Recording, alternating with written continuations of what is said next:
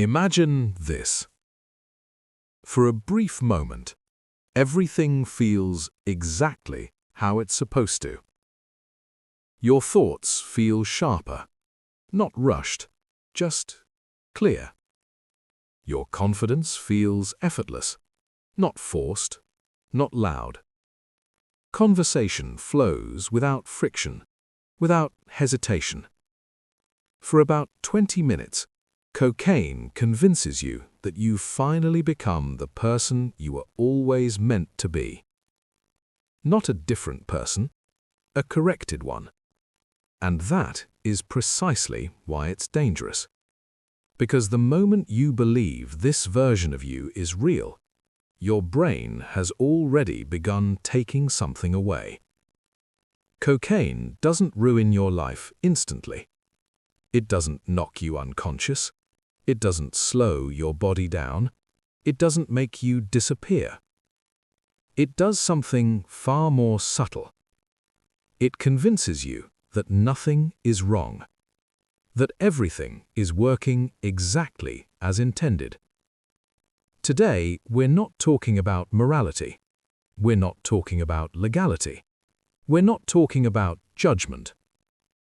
We're talking about what actually happens inside your brain when you're high on cocaine, and why almost every part of it comes with a cost that arrives later. Much later. Cocaine doesn't give you energy. It gives you borrowed confidence. Inside your brain is dopamine, a chemical designed to signal importance. This matters. Pay attention. Remember this. Under normal circumstances, dopamine rises, does its job, and quietly returns to baseline. Balance is restored. Cocaine interrupts that process. It blocks dopamine from being reabsorbed. So instead of balance, you get excess. Your brain floods itself. Suddenly, you speak more freely. You feel important. You feel noticed. You feel invincible. And here's the first lie cocaine tells you. You believe you're performing better. But what's really happening is your brain has temporarily switched off self-doubt. And self-doubt exists for a reason. And this is where people get confused. Because nothing feels broken yet. There's no warning sign, no alarm. No moment where you stop and think something is wrong. Everything still feels smooth, still feels controlled, still feels intentional. Which is exactly why the brain doesn't resist it. Because from the inside, it doesn't feel like damage. It feels like clarity. And when something feels like clarity, you don't question it. You trust it. Confidence feels good, especially when it arrives without effort, when it doesn't ask anything of you. No preparation, no restraint, no second guessing. It simply appears. But confidence without limits isn't strength, it's imbalance. Because the same system that allows you to feel capable also governs caution. It decides when to pause, when to hold back, when to reconsider. And cocaine doesn't elevate one without muting the other. At first, the change is subtle. You don't feel reckless, you don't feel careless, you just feel certain. Certain about what you're saying, certain about what you're doing, certain about how you're being perceived. That certainty feels calm, grounded, convincing. Cocaine highs are fast, not gradual, not earned. They arrive suddenly and peak before your brain has time to stabilize them, which is why the first rush feels complete, contained, like something clicking into place, and why the second never quite does. Your brain doesn't return to normal, it drops below it. Not sharply, not enough to cause alarm, just enough to make everything feel slightly off. The room feels the same, but something has shifted. That's when the discomfort begins. Not pain, not panic, just a quiet sense that something is missing, something unresolved. You might not even be able to name it, you just feel it. A faint tension, a restlessness, a sense that the moment needs correcting. By the third attempt, you're no longer chasing pleasure, you're trying to restore balance. You tell yourself you're still enjoying it, but enjoyment is no longer the point. What you're actually seeking is relief, relief from the subtle drop the drug itself created. And this is where the experience changes, because cocaine isn't adding anything new anymore, it's compensating for what it already took. The sense of control begins to blur, not loudly, not dramatically, quietly, almost politely. You still feel functional, still feel articulate, still feel present. You're not spiraling, you're not out of control, but something has changed. Your decisions feel easier, your restraint feels unnecessary, your certainty feels justified. And because nothing feels broken, nothing feels urgent, so you continue, confident that you're managing it, unaware that the balance has already shifted. And you don't notice the moment it happens.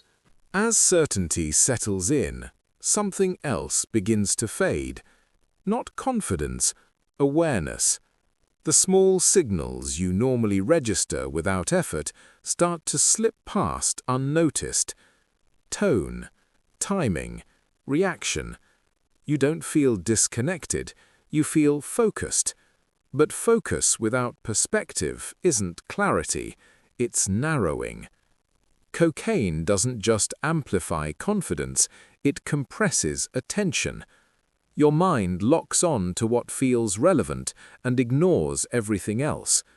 At first, this feels productive. You stay on a thought longer. You push through hesitation.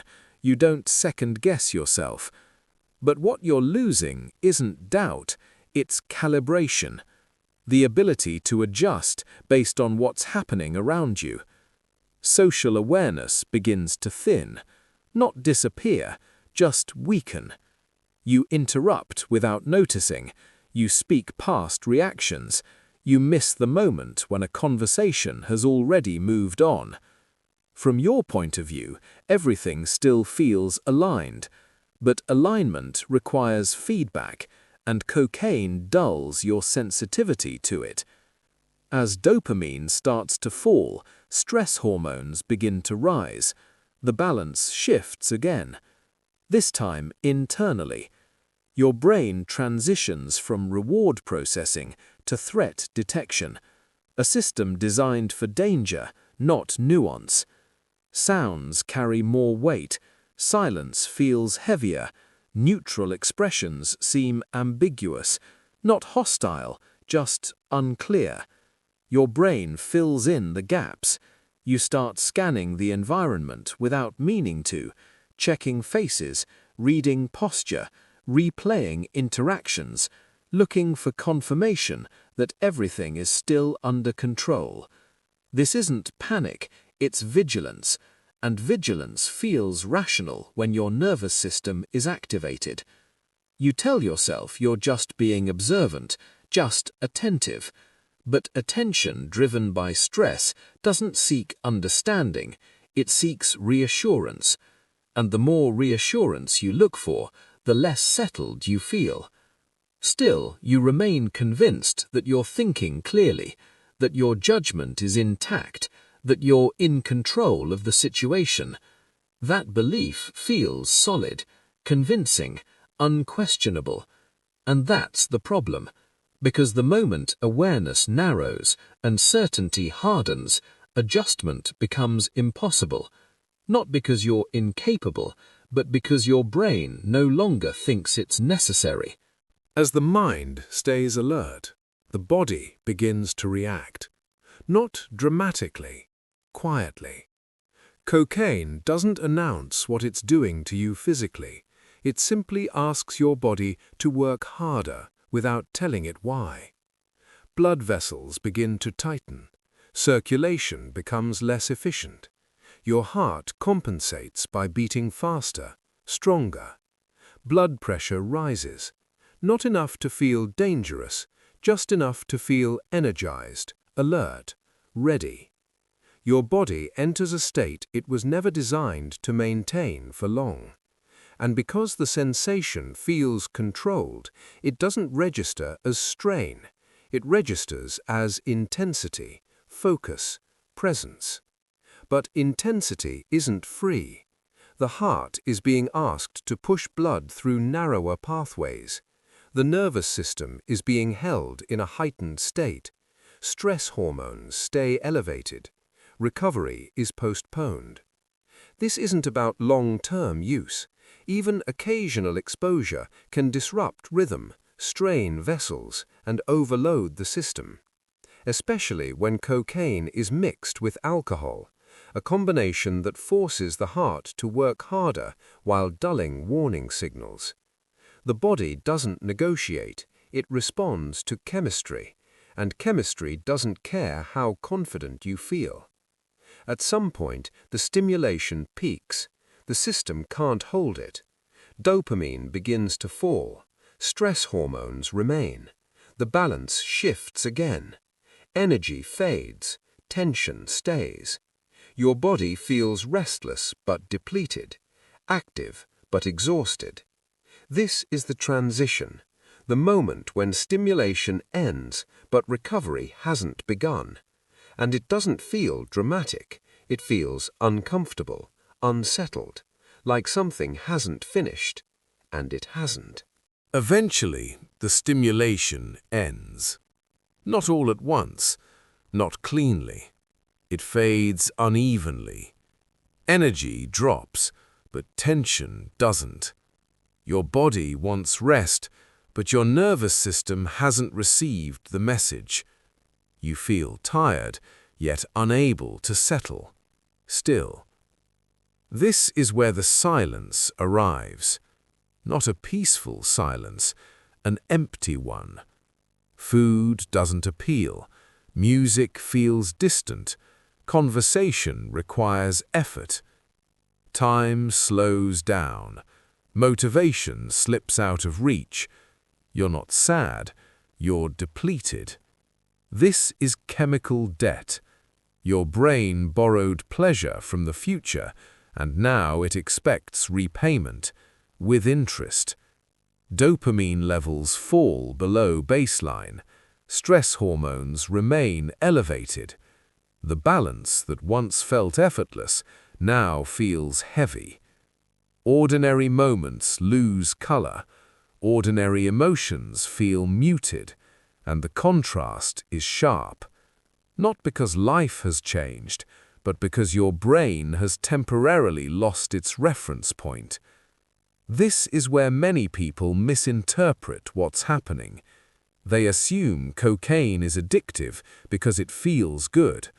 That's only part of the story. Cocaine becomes compelling because it makes normal life feel worse by comparison.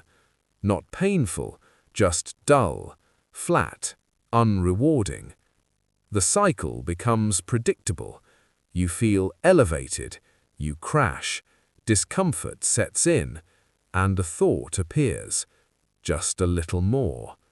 Not because you lack discipline, not because you lack control, but because your brain has learned a shortcut.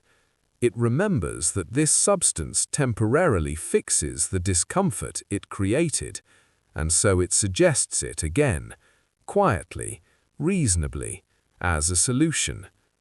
Over time, this rewires expectation. Normal no longer feels sufficient. Calm feels empty. Silence feels wrong. And without realizing it, you begin measuring life against an artificial peak. That's how control erodes, not in a dramatic collapse, but in small adjustments, choices that feel logical, patterns that feel justified. Cocaine doesn't give you a better version of yourself, it gives you a louder one, a more certain one with fewer breaks and less awareness of consequence. It doesn't unlock confidence, it removes caution. It doesn't improve your life, it borrows from it. And while you're high, it convinces you that this version of you is the real one, that this clarity is truth. It isn't.